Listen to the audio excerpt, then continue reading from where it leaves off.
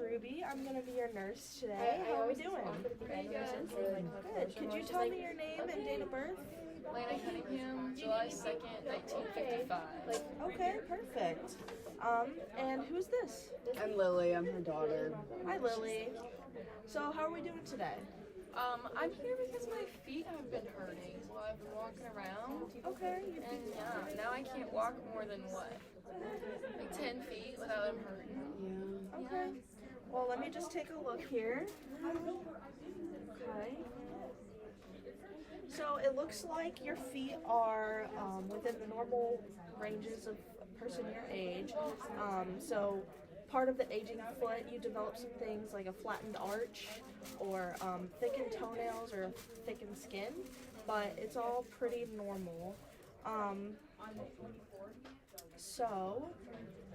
But because of that, we are going to teach you about some foot care strategies just to make sure that everything maintains good. How does that sound? Sounds good to me. Do you think that you guys are, ready to learn about foot care? I think so. Okay, cool. So I have this handout for you. Okay. So this just talks a little bit about ways to keep up with your feet and some complications if you don't. Can you see? Is the lighting okay? Am I loud enough? Can you hear me? Yes, I can read this and I can hear you. Okay, perfect. So first we're going to talk about ways that you can keep up with your feet. So this would be things like making sure that your feet are dry after you shower. It would be like right here. Wait, yeah. So this would be things like making sure that your feet are dry after you shower, making sure that your feet are moisturized. Yeah, there it is. And going on walks can really help with the circulation and get blood flow to your feet, which is important to keep them healthy. Making sure to trim your toenails and at least once a month. And if you can't do that yourself, totally fine. I can help you with that. Yeah, you just perfect. And also making sure to check the bottoms of the feet for any ulcers would be an important thing. I'm guessing that your daughter Lily here would help you with that. I would love to help you with that. Thank you, kid. Okay, sounds good. So now that I've told you some methods on how to keep your feet healthy, do you think that you could restate what I just told you? Yeah, I need to dry them completely after I get out of the shower. Make sure they get all nice and toasty again. And moisturize them because they have to dry. They have to dry. And then I need to walk around. So now we can go on our walks. We can go on our walks today. And what was the other one? Oh, you're gonna trim my toenails. I am. I'm gonna trim your toenails and I'm gonna check the bottoms of your feet to make sure you're not developing any. Oh, Perfect. I love to see it. Okay, so I'm glad that you know a little bit more about how to take care of your feet, but there will be some problems if you don't.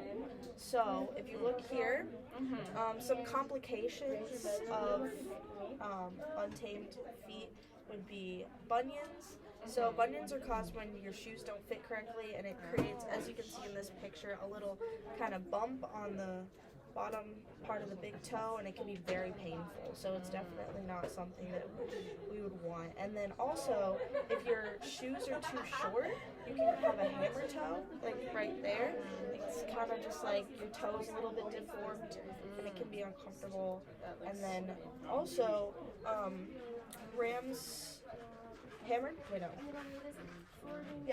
horn. So like I said before, your toenails thicken as you age, and so as that grows out, it can be uncomfortable and it can cause some issues if it grows out too far. So that's why we would need your daughter here to help you trim them. Okay. She can do that, right? Yeah, I can do that for sure. Thank you. And then poor circulation, we know that walking helps with that. So. Oh, look. Painful feet and abnormalities can affect your ability to complete your daily activities. I don't want to do that. No, we need to get you We on gotta your keep foot care. healthy foot care. Yeah. Okay. I'm glad to see that you guys are really willing to do this because it's important. Absolutely. Yeah. Okay. So, do you have any questions or do you have any barriers to being able to do any of these tasks? Well, you know, since I've gotten so old now, and I know I'm like 65 now, I just can't get to the bottom of my feet anymore. But that's what I'm here for. Yeah, I'll help you there. I know. And Perfect. thankfully she's here. Or Gotta else, have if she's family. not around, what should I do? If she's not around, check in front of a mirror. A mirror. That's a good idea. You can use a mirror. You can even sit on your bed or a chair or something and hold your feet up, kind of look at the bottom of them. Okay.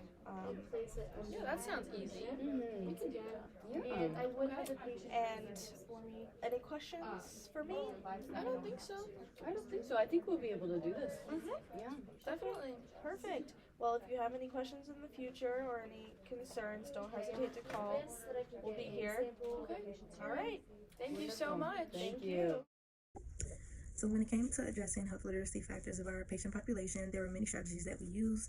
One is that we assess their readiness and comprehension of the materials that we presented to them. We also assess her possible barriers to completing foot care on her own and figured out strategies such as using her daughter to help check her feet daily. We could also assist the patient if the daughter isn't available and can also show her how to maneuver it to do so by herself when she is home or when she is not at home and we are not available. We asked the patient if she was able to hear us well and also provided a environment that was well lit and spoke clearly to ensure the patient could understand us. We also use simple language that someone at a 5th grade reading level would be able to comprehend and understand. Possible changes that we might make if we had a different patient population, such as different culture, age, or someone with a disability. When talking about someone from a different culture, we mentioned that we would ask the patient their preferences on daily foot care and daily care in general and what that means to them specifically. Educating on the importance of foot care for the patient, and if the patient has a first language that is other than English, we will provide a translator or a translation device to ensure our communication with them is effective and also well understood. If we have someone from of a different age population, we know that aging has effects on hearing and vision, and we will ensure that the patient can understand what is being taught to them. So we will stand in the direct line of their vision, using a low pitch and tone of voice, be in a well-lit room, and close the door and turn off any music or TVs that may be distracting from the words that are being spoken. We also know that age plays a role in a patient's ability to move their body in general. So when inspecting their feet, they would have to lift up their foot and look at the bottom of their feet, and this could be a limitation for some other age groups. And so making options for them who have impaired physical abilities to be able to perform foot care is very important for this population as well. When talking about someone that may have a disability, we also know that physical limitations could apply to them as well, and so we want to address those and also provide education and alternative methods so the individual can perform the activities of foot care on their own and at home, and using as much and being as autonomous as possible. When dealing with maybe any other patient population other than the one stated, we concluded that we would ask the patient about their preferences about care, using therapeutic communication, and also providing education on the topic, as well as answering any questions that they may have at all or any concerns.